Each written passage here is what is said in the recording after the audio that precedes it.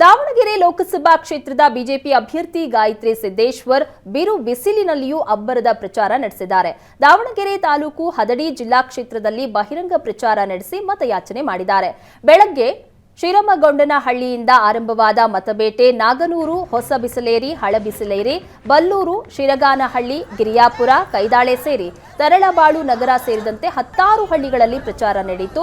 ಇನ್ನೊಂದೆಡೆ ದಾವಣಗೆರೆ ನಗರದಲ್ಲಿ ಬಿಜೆಪಿ ಮಹಿಳಾ ಮೋರ್ಚಾ ವತಿಯಿಂದ ಜಯದೇವ ಸರ್ಕಲ್ನಲ್ಲಿ ಅಡುಗೆ ಮಾಡಿ ಸಾರ್ವಜನಿಕರಿಗೆ ವಿತರಿಸಲಾಯಿತು. ಈ ಮೂಲಕ ಶಾಮನೂರು ಹೇಳಿಕೆಗೆ ಬಿಜೆಪಿ ಟಕ್ಕರ್ ನೀಡಿದೆ. ಇದೇ ವೇಳೆ ಮಾತನಾಡಿದ ಸಿದ್ದೇಶ್ವರ್ ಪುತ್ರಿ ಅಶ್ವಿನಿ ಸಿದ್ದೇಶ್ವರ್, ಮಹಿಳೆ ಅಡುಗೆ ಮಾಡುವುದಕ್ಕೂ ಸೈ, ದೇಶ ಆಳುವುದಕ್ಕೂ ಸೈ ಅಂತ ಗುಡುಗಿದ್ದಾರೆ. ಮಹಿಳೆಯರಿಗೆ ನೋವುಂಟು ಮಾಡಿದ ಪ್ರತಿಫಲವೇ ಅಡುಗೆ ಅಭಿಯಾನ ಎಂದಿದ್ದಾರೆ.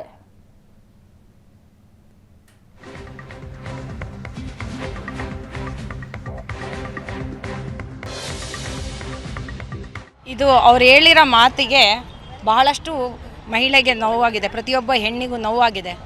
ಅದಕ್ಕೋಸ್ಕರ ಅವ್ರು ನೀಡ್ತಿರೋ ಅಂಥ ಪ್ರತಿಕ್ರಿಯೆ ಇದನ್ನು ನೀವು ಪ್ರತಿಕ್ರಿಯೆ ಅಷ್ಟೇ. ಇದು ನಮ್ಮೆಲ್ಲ ಹೆಣ್ಣು ಮಕ್ಕಳಿಂದ ಬರ್ತಾ ಇರೋ ಅಂಥ ಪ್ರತಿಕ್ರಿಯೆ ಇದು. ಅವ್ರು ತುಂಬ ಹಿರಿಯರು, ಅವ್ರ ಬಗ್ಗೆ ಬಹಳಷ್ಟು ಗೌರವ ಇದೆ. ನಮ್ಮ ತಂದೆ ತಾಯಿಗೆ, ನಮ್ಮ ಮನೆಯಲ್ಲಿ ಪ್ರತಿಯೊಬ್ಬರಿಗೂ ತುಂಬ ಗೌರವ ಇದೆ. ಅವರು ಈ ರೀತಿ ಹೇಳಿದ್ರಲ್ಲ ಅನ್ನೋಂಥದ್ದು ನೋವು ಪ್ರತಿಯೊಬ್ಬ ಹೆಣ್ಣಲ್ಲೂ ಇದೆ. ಇದು ಅವ್ರು ಹೇಳಿರೋ ಮಾತು.